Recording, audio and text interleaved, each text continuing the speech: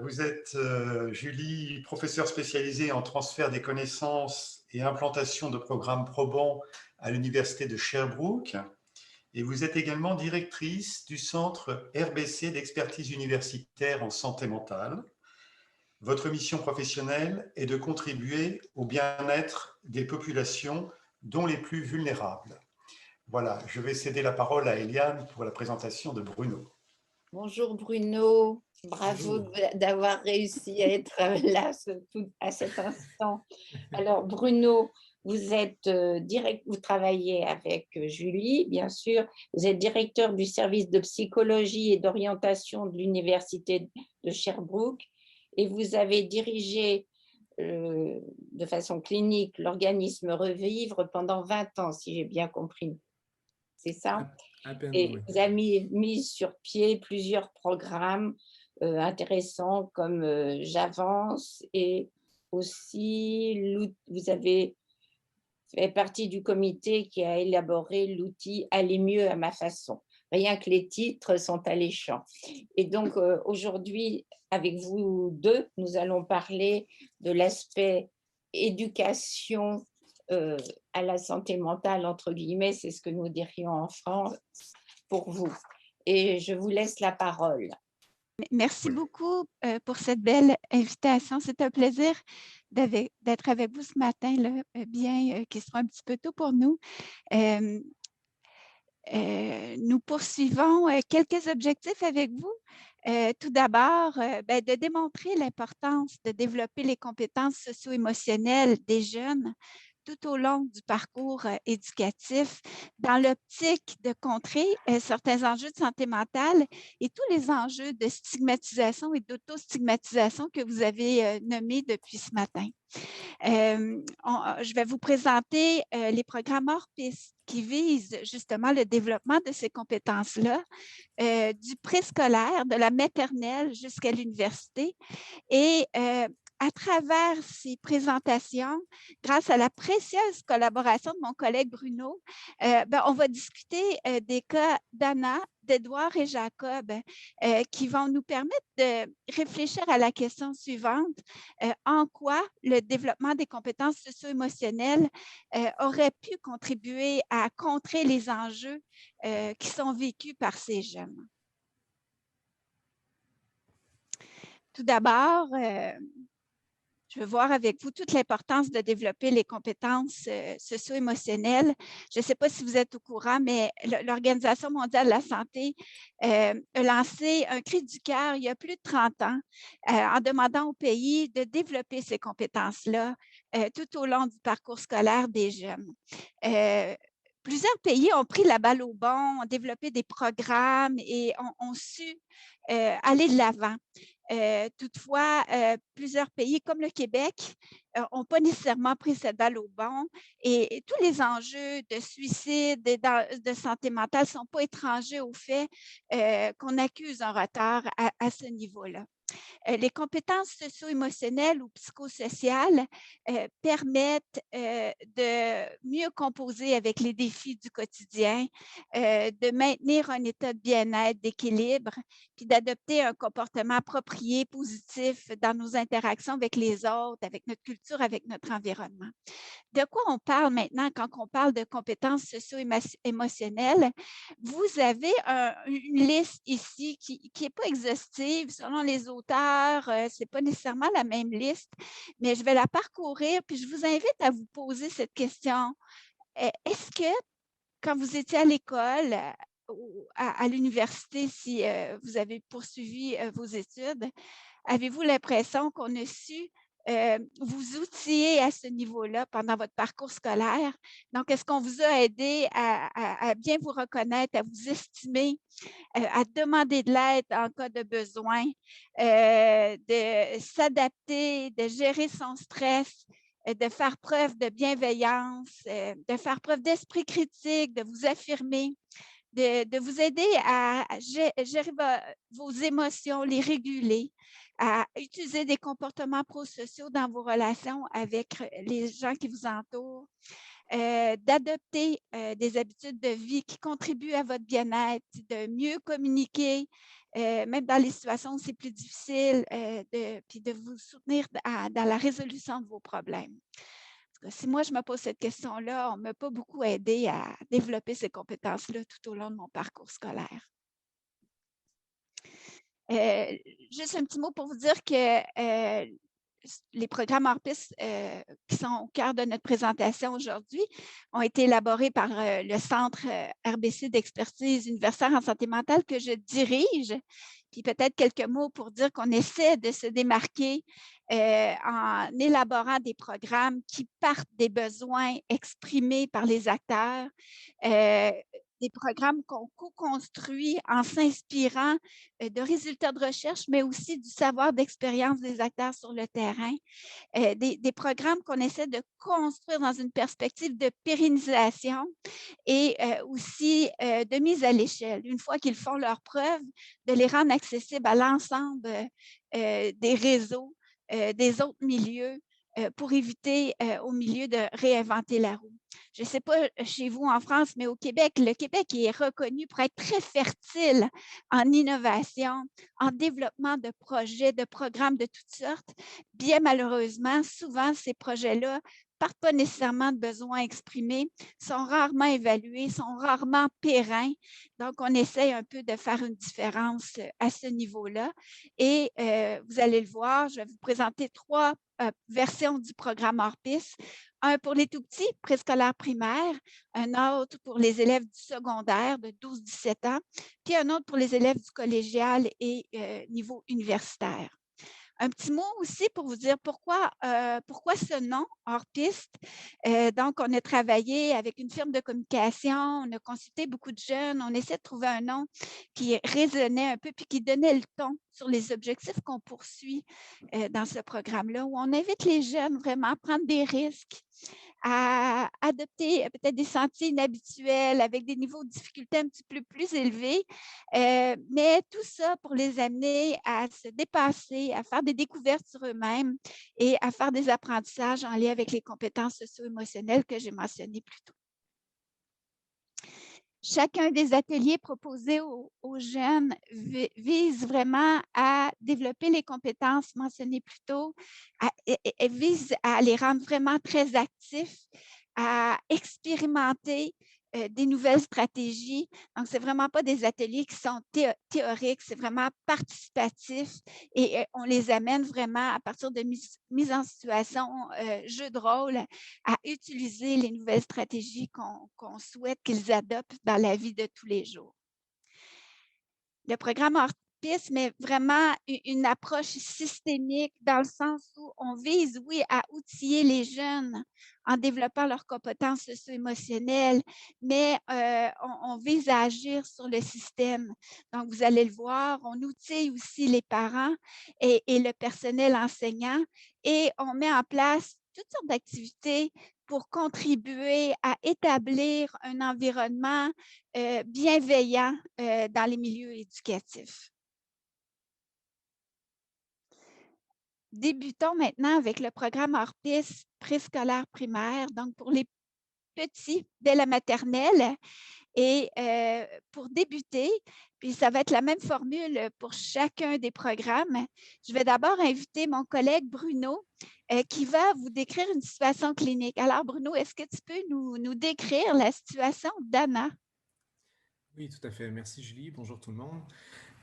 D'abord, petite mise en bouche. La présentation de ces quelques vignettes-là s'est faite avec un profond respect pour les personnes qui traversent ce genre d'épreuves-là et il ne faut pas lire aucun jugement envers les parents ou les enseignants qui ne peuvent pas toujours offrir une réponse plus adéquate à des enjeux dont ils n'ont jamais pris conscience ou offrir autre chose que ce qui leur a été offert à eux-mêmes. Parfois, c'est le cas, et tant mieux, mais ce n'est pas toujours le cas. La réalité que je vais décrire dans ces vignettes-là, c'est celle d'amis proches, de gens que je respecte beaucoup, ainsi qu'un peu de la mienne. Donc, la situation d'Anna, elle a 11 ans, c'est une jeune fille qui termine son école primaire, une passionnée de musique en tout genre, très bonne pianiste aussi déjà en devenir, elle est sociable, elle est rieuse, elle aime beaucoup le ski, mais elle a peur de la vitesse, donc chacun ses forces. Cette situation est qu'elle vit un déménagement récent.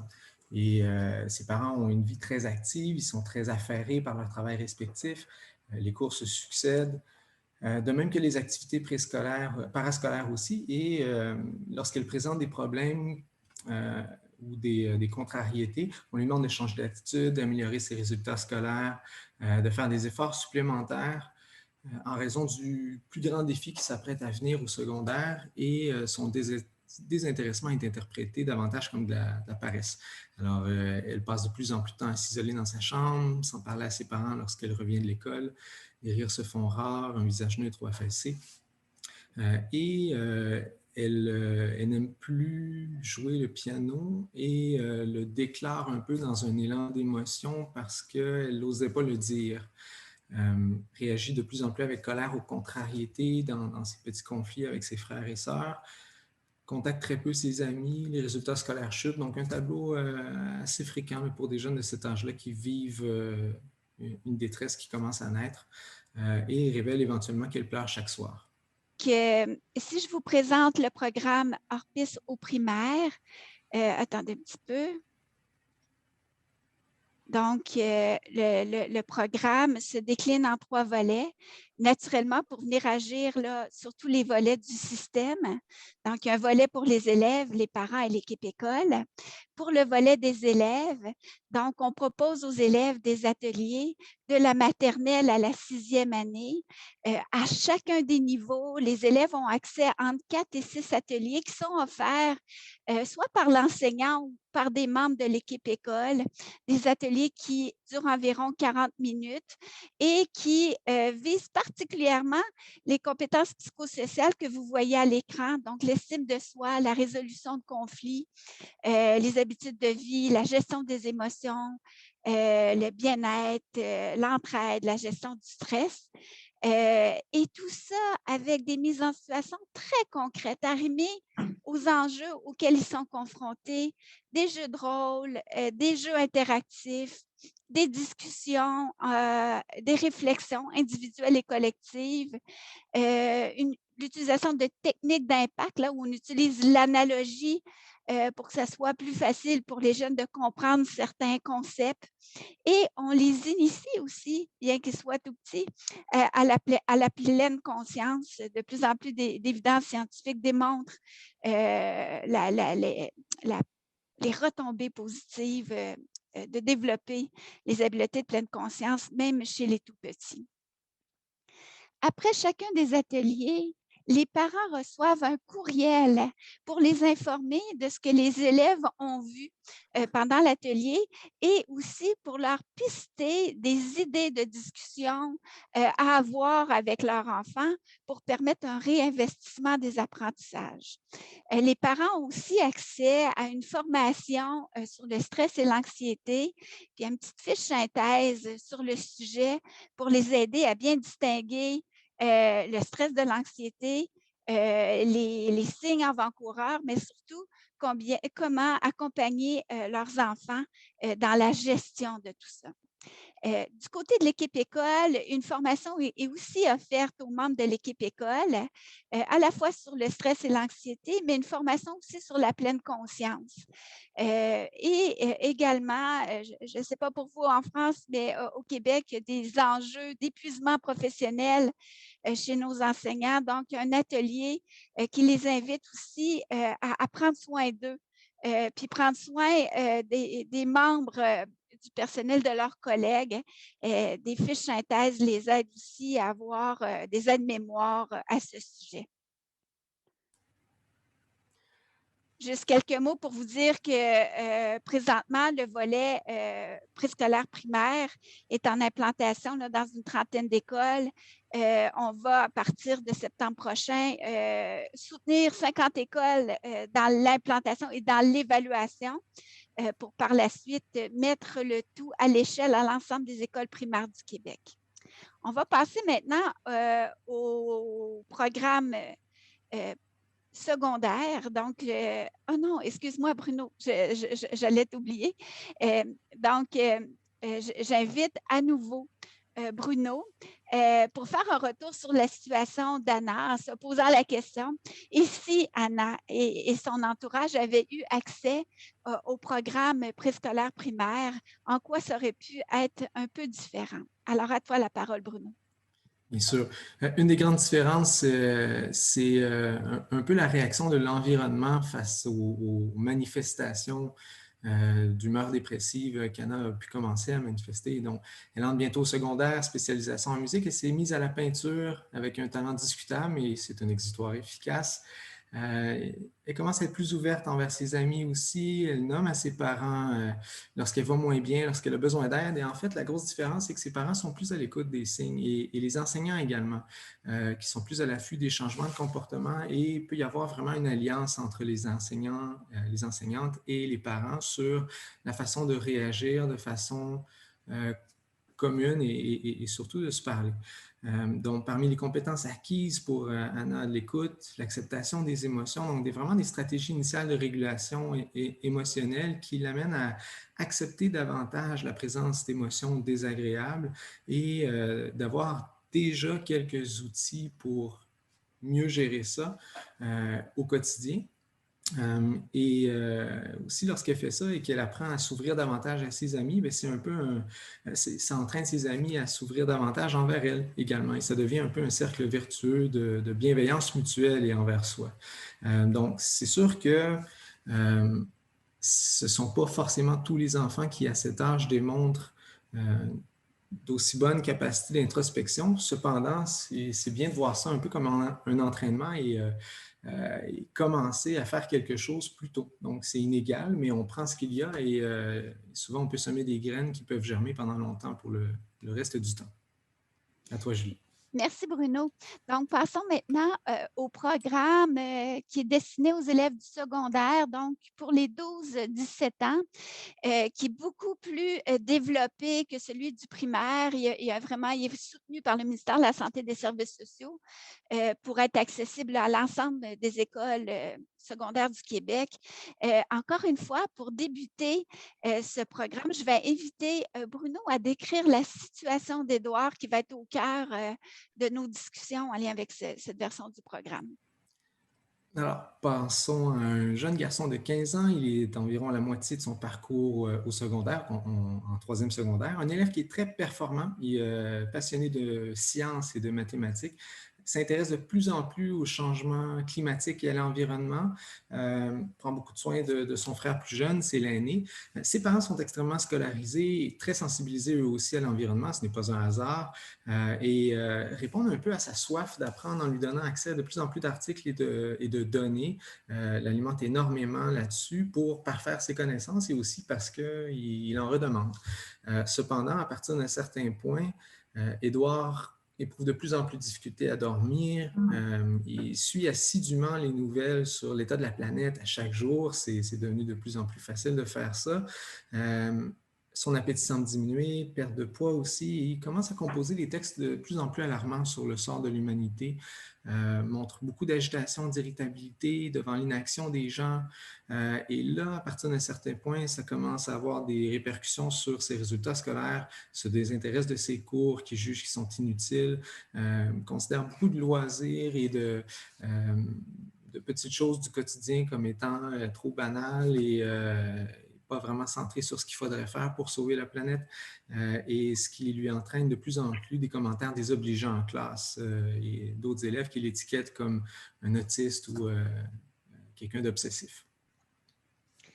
Donc, voyons maintenant le programme qui est proposé. Au Québec, plus les élèves vieillissent, plus ils montent là, en niveau, plus on observe une augmentation du stress et de l'anxiété. C'est pourquoi, au niveau secondaire, le programme est encore plus intensif de ce que je vous ai présenté tantôt pour le préscolaire primaire.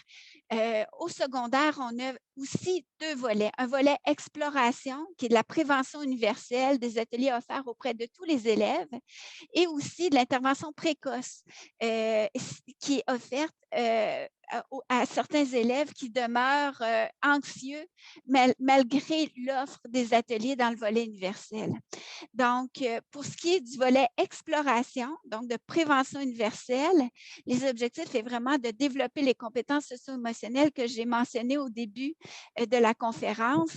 Et à moyen terme, c'est pour prévenir les troubles anxieux et d'autres troubles d'adaptation.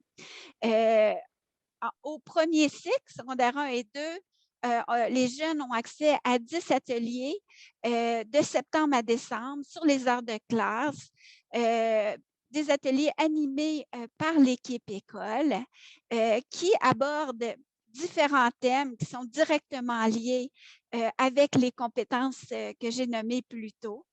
Et en fonction aussi des enjeux développementaux qu'ils vivent particulièrement en première secondaire ou en deuxième secondaire. Quelques mots pour vous parler de l'évaluation. Ce programme-là est grandement évalué depuis 2018. L'évaluation se poursuit. Je vous présente juste certains petits résultats pour démontrer un petit peu l'évaluation d'impact. Donc, l'année passée, cette évaluation-là qui a été réalisée auprès de 15 écoles. Donc, on a un protocole d'évaluation composé d'une centaine de questions passées aux élèves avant le déploiement du programme et par la suite. Donc, on a près de 2000 élèves qui ont participé à cette évaluation-là. Et c'est très rare pour un programme de prévention universelle d'entraîner des retombées aussi importantes. Donc, on observe vraiment une diminution des symptômes liés à plusieurs troubles et enjeux de santé mentale et aussi une diminution de plusieurs autres troubles d'adaptation qui sont aussi très présents chez les jeunes à cet âge-là. Et la bonne nouvelle aussi, c'est une augmentation du sentiment d'auto-efficacité. Donc, c'est des résultats pour lesquels on est très fiers, comme je le disais, parce qu'en prévention universelle, on entraîne rarement autant de retombées. Pour ce qui est du deuxième cycle, donc pour les élèves un petit peu plus vieux, donc on poursuit le développement des compétences amorcées au premier cycle et à l'aide de 3 types d'activités, des activités hors cursus, donc à l'extérieur des cours, que ce soit en sortie scolaire ou autre, des activités en classe très arrimées au programme de formation des enseignants, puis des activités milieu qui visent à changer un petit peu la culture de l'école. Je vous donne des exemples très concret. Donc, une activité reconnexion nature pour les élèves de 3e secondaire qui font une sortie en nature et sont sensibilisés aux effets positifs qu'elle peut avoir sur eux. L'organisation d'une semaine thématique sur les saines habitudes de vie, une activité sur les bienfaits de l'activité physique et sur le bien-être dans les cours d'éducation physique, une activité d'art plastique qui amène à illustrer différentes compétences socio-émotionnelles. En français, une discussion philosophique sur le bonheur, une activité de photo-voix qui amène les jeunes à prendre en photo des éléments de l'école qui sont soit apaisants ou anxiogènes. Puis il y a un debriefing qui est fait par la suite. Donc, voilà quelques exemples. Si je vais maintenant au niveau de l'intervention plus précoce via le volet expédition, donc, comme je le disais tantôt, malgré ce qu'on a pu offrir dans le volet prévention universelle, certains jeunes demeurent anxieux. Le post-test permet de le constater. Alors, on offre à ces jeunes-là une intervention beaucoup plus intense de 10 ateliers de groupe en petits groupes qui permet d'aller encore plus loin dans le développement des compétences socio-émotionnelles, mais surtout dans la gestion de l'anxiété. Et ce qui est intéressant aussi, c'est que oui, on permet aux jeunes d'aller plus loin, d'élargir leur zone de confort, de mieux composer avec l'anxiété, mais on permet également aux parents parents via une intervention de groupe pendant 5 rencontres de groupe, de mieux comprendre ce que c'est l'anxiété et de développer des outils pour accompagner leurs jeunes à mieux composer avec ça. Souvent, le jeune anxieux a un parent anxieux qui veut de bonne foi le protéger, mais parfois, ça ne l'aide pas, hein, ça l'évite aux jeunes de développer de développer ses compétences en trop le protégeant. Fait que souvent, ces ateliers-là, pour les parents apprécient énormément. Puis souvent, ça les aide par le fait même. J'inviterai maintenant Bruno à revenir avec la situation d'Édouard en se posant la question. Et si Édouard et son entourage avaient eu accès à ce programme, est-ce que la situation aurait été différente? Évolution favorable pour Édouard, aucune surprise. Il a réduit son temps de consommation d'activités environnementales et de façon générale, fait l'apprentissage que face à l'anxiété qu'il vit, une des solutions possibles est de s'engager de façon active dans des actions qui ont le plus de sens pour lui. Donc, il commence à écrire des textes, à proposer des papiers au journal étudiant, et tente de poser des actions concrètes lorsqu'il sent qu'il y a une perte de contrôle. Ses parents sont beaucoup plus sensibilisés aussi au dosage crucial d'informations à lui transmettre et apprennent à lui faire confiance et l'entraînent à se faire confiance aussi dans sa capacité à se mettre de la pression tout seul. Donc, il n'a pas besoin de ses parents pour ça.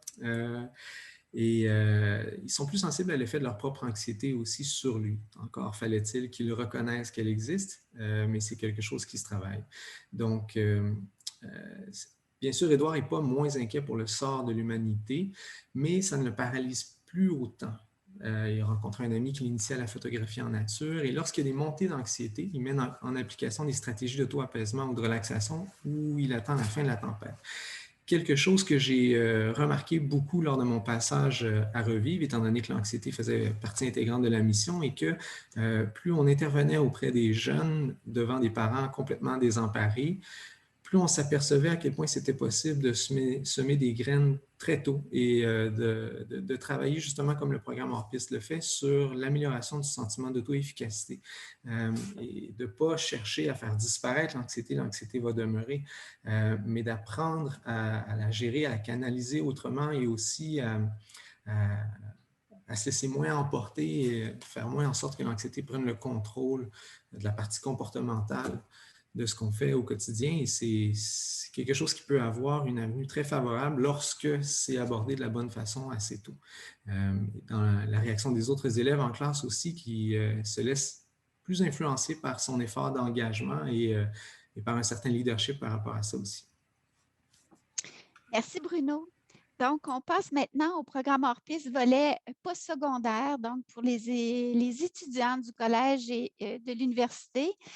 Encore une fois, Bruno, je t'inviterai à décrire la situation de Jacob qui va être au cœur de ce programme.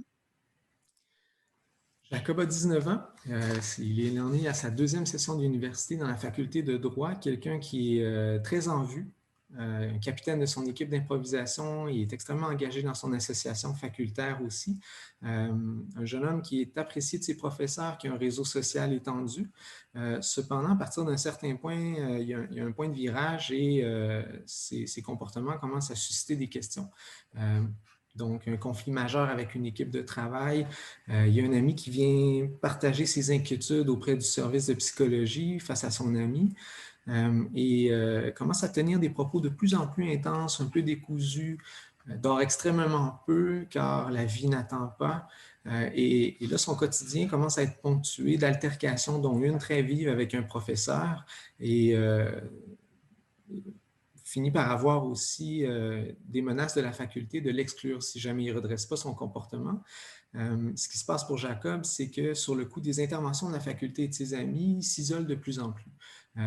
Il arrête d'aller à ses cours pour se concentrer sur ses propres projets qui sont plus importants. Le point le plus important probablement, c'est qu'il refuse de consulter parce qu'il considère que les services sont pour les faibles et les vulnérables. Merci Bruno. Donc, Donc, si on va au niveau des objectifs de ce programme, là, la visée est vraiment de favoriser le bien-être psychologique de la communauté étudiante postsecondaire et on le fait en mettant en place une approche globale qui comprend plusieurs initiatives réputées efficaces, arrimées aux besoins et réalités de la communauté pour venir diminuer les facteurs de risque, augmenter les facteurs de protection liés à la santé psychologique et à la santé mentale. C'est un projet pour l'instant qui est régional, donc à la région de l'Estrie, qui est la région où moi et Bruno, nous sommes présentement. Éventuellement, ce projet pourrait s'implanter dans d'autres régions du Québec. C'est un projet aussi qui met de l'avant l'approche systémique. Encore une fois, on met en place, oui, des initiatives pour venir outiller les étudiants, mais aussi pour outiller les membres du personnel et changer la culture. Particulièrement à l'universitaire, on a une culture qui est axée sur la performance, pas nécessairement sur la bienveillance. Donc, on essaie d'amener une culture qui va équilibrer un peu cette question de performance avec la bienveillance. C'est un projet où on met de l'avant une approche scientifique en lien avec ce que je disais tantôt. On ne veut pas juste innover, mais on évalue ces innovations-là pour s'assurer qu'elles font une différence dans la vie des gens. Et on a une approche Living Lag. On veut vraiment que ce projet-là soit pour et par les étudiants, qu'on essaie d'impliquer tout au long du processus pour nous partager leurs besoins, pour s'assurer que ce qu'on met en place pour eux est vraiment arrimé à leur réalité et à leurs besoins. Un super beau levier qu'on a dans ce projet-là au Québec, c'est que c'est tout chaud. Le Canada a maintenant une nouvelle norme sur la santé mentale et le bien-être des étudiants postsecondaires. Et c'est vraiment une norme qui vraiment encourage les milieux postsecondaires à effectuer un changement de culture et en favorisant la participation aussi des étudiants. Donc, tout ce qu'on fait dans ce projet régional-là est directement aligné sur cette norme-là qui devient un beau levier pour inciter les hauts dirigeants de nos organisations à embarquer avec nous dans ce projet. Je donnerai maintenant la parole à Bruno pour nous parler un petit peu des niveaux d'action dans le projet. Donc, ce qu'on aperçoit ici, c'est une division en fait des éléments sur lesquels on peut intervenir. Ce n'est pas un modèle qui vient de nous, mais c'est inspiré largement de travaux d'organisation qui sont cités là. Donc, on voit ici dans les niveaux des paliers 7 et 6, typiquement davantage l'intervention de services comme ceux que je dirige, le service de psychologie et d'orientation, où est-ce qu'on est appelé à réagir à des situations de crise et à venir en aide directement aux étudiants qui ne vont pas bien, qui ont des problèmes. Cependant, pour véritablement faire une différence sur la culture et pour entraîner davantage le développement de compétences socio-émotionnelles, il faut travailler sur d'autres niveaux. Et c'est là où le leadership de l'université fait toute une différence, où on sent vraiment à travers les comités qui mettent en place et les actions que je vais décrire un petit peu plus tard, des efforts qui sont faits sur les 5 autres niveaux qu'on voit ici. Donc, sur le développement de compétences, oui, ainsi que sur la capacité de la communauté à répondre, mais avec des interventions aussi en amont sur l'environnement et aussi sur la structure institutionnelle. Donc, je lui parlais d'une culture de bienveillance, ça ne se fait pas autrement qu'en ciblant aussi les habiletés pédagogiques et l'accent que les professeurs vont mettre sur ces éléments-là plutôt que strictement sur la performance à tout coup. Donc, une des actions qu'on a mis en place il y a quelques mois seulement, c'est tout nouveau, c'est que l'université a constitué une équipe d'accompagnateurs, des gens qui font partie de l'équipe de Julie, de mon équipe également, et des services à la vie étudiante, pour être pairés avec des gens qui sont identifiés dans chacune des facultés de l'université comme étant des porteurs et des gens qui peuvent avoir une influence décisionnelle. On commence par analyser le type d'initiatives qui ont été déployées par les années précédentes ou en tout cas récemment pour prendre soin davantage de la santé psychologique des étudiants. Et on met en valeur les bonnes actions qui ont été prises et on explore aussi qu'est-ce qui peut être fait en fonction de la littérature, des meilleures initiatives qui existent ailleurs au Québec, au Canada, mais aussi dans le monde. Et on encourage les facultés et les personnes identifiées à cibler vraiment des domaines d'action qu'ils jugent prioritaires et ensuite y accoler des initiatives qui ont le plus de sens pour ces domaines d'action-là. Et ensuite, il y a une évaluation qui peut être faite de l'implantation de ces initiatives-là qui sont les plus prometteuses et c'est un peu ce que les gens de l'équipe de Julie, c'est là-dedans qu'ils se spécialisent. L'idée derrière ça est vraiment que le fait de soutenir la santé psychologique et le développement des compétences des étudiants ne repose pas seulement que sur les services typiques qui sont toujours impliqués là-dedans, mais qui ne ciblent pas autant d'étudiants que si on responsabilise vraiment l'ensemble des acteurs de la communauté universitaire pour le faire. Pour faire ça, les gens du Centre d'expertise universitaire en santé mentale, RBC, ont travaillé très fort pour documenter justement quelles étaient ces initiatives-là, les pratiques les plus inspirantes, pour en constituer un catalogue qui peut être vu sur leur site Internet. Je vous invite à aller jeter un coup d'œil. Parmi les initiatives les plus qu'on retrouve souvent, il y a des stratégies d'aménagement physique sur le campus, des initiatives de zoothérapie aussi, méditation, yoga, des activités de promotion de la santé mentale par la nature, des applications mobiles et toutes sortes de projets aussi étudiants parfois qui visent davantage à encourager le soutien par les pairs ainsi que différents programmes. Un petit résumé du sommaire de quelques initiatives. Donc, il y a des ateliers qui favorisent le développement des compétences socio-émotionnelles chez les étudiants qui sont déployés un peu partout sur le campus. Il y a un atelier conférence sur la thématique « Contribuer à une culture de bienveillance dans mon milieu ».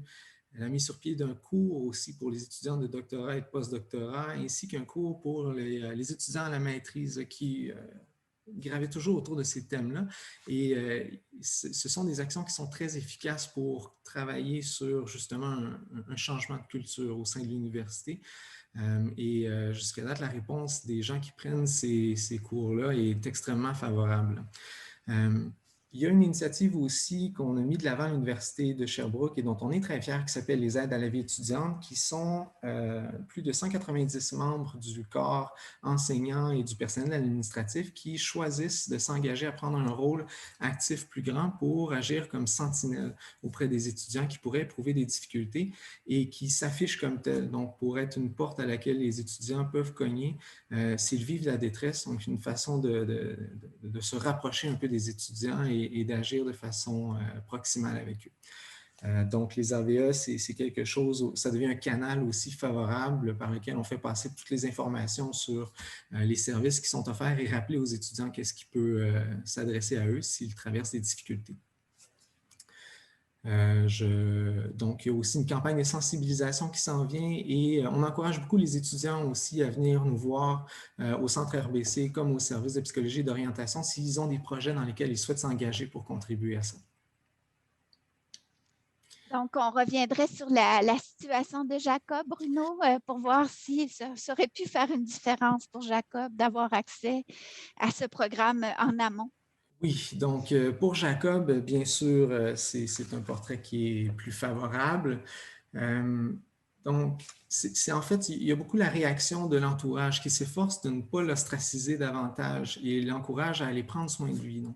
Et le réflexe est que lorsque Jacob a une perte d'équilibre, qu'il y a une prise de rendez-vous avec les services d'aide aux étudiants et qu'il ne se pose pas la question avant d'y aller.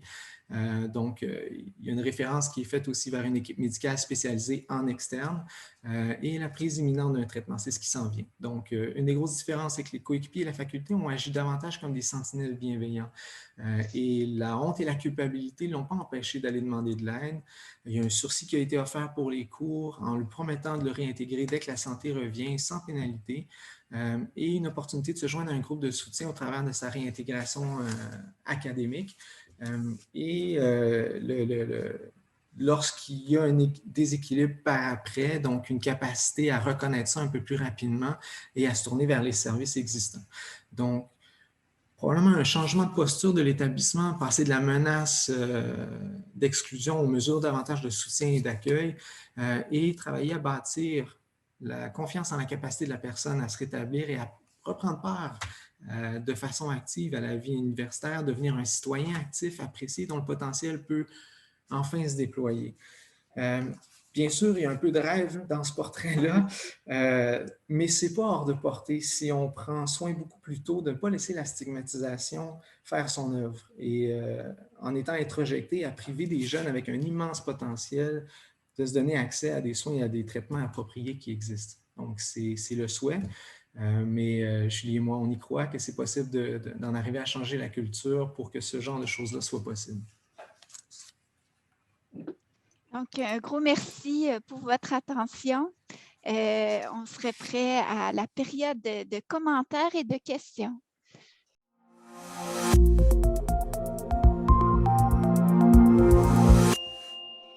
Eh bien, écoutez, vous avez beaucoup enthousiasmé, beaucoup de remerciements de la part des spectateurs dont certains envisagent d'émigrer au Québec. Hein.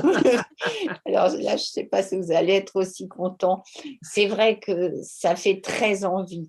Il y en a qui disent « Ah, nous, on n'a pas eu ça. » Vous voyez, ce n'est pas vraiment des questions, c'est plutôt des commentaires où les gens se disent « Bon, c'est vrai que ça fait très, très, très envie. » Voilà ce que je voulais vous dire. Et puis qu'en plus, c'est appuyé, je veux dire, il y a des preuves et vous commencez à en avoir les résultats. Alors, personnellement, je tiens à vous féliciter. Voilà. Eliane, est-ce que tu me permets d'ajouter peut-être un petit commentaire? Dans mon ancienne vie de gestionnaire dans le réseau de la santé, j'ai été très active avec le ministère de la Santé au Québec dans l'implantation des bonnes pratiques en prévention du suicide, où on a vraiment outillé les intervenants, les gestionnaires. Puis je pense qu'on a fait un bon travail. On a réussi à contribuer à une diminution des taux de suicide au Québec. Mais pendant toutes ces années, j'avais vraiment le sentiment qu'on devait agir davantage en amont. Fait que ce programme-là, j'ai vraiment la forte conviction qu'on vient agir en amont en outillant nos citoyens à mieux composer avec les enjeux qu'on peut vivre au quotidien, puis qu'au final, j'ose croire qu'on va contribuer à diminuer les enjeux de santé mentale et de suicide au Québec, puis éventuellement dans d'autres provinces, d'autres pays. Oui, ça. On est tout à fait intimement persuadés tous que l'éducation, ça commence tout petit. Bon, l'école, surtout en France, c'est vraiment un moment très important des enfants. S'il n'y a pas tout ce que vous mettez un mouvement autour d'eux, s'il n'y a pas tout ça, s'il n'y a pas aussi l'éducation des parents, des enseignants, etc., on voit bien que ça ne peut pas se passer bien. Donc, ça fait vraiment très envie. Mais c'est aussi un très, très, très, très gros travail. Je ne sais pas ce qu'en pensent les autres personnes présentes. Voilà, on a beaucoup parlé de santé mentale ce matin. Je crois on pourrait parler d'espace mental aussi parce que vous élargissez nos horizons, nos perceptions. On en a bien besoin pour remettre en cause nos réflexes un peu limités. Et en tout cas, un très grand merci à cette participation ce matin. Et peut-être avons-nous le temps de prendre une ou deux questions, Dominique, si elles se présentent. Le micro. Alors, dans les questions, on nous demande effectivement, est-ce que les programmes hors piste sont destinés à l'ensemble des élèves et également, alors c'est moi qui vais compléter aussi, est-ce que ça va au-delà du Québec, c'est pour l'ensemble du Canada ou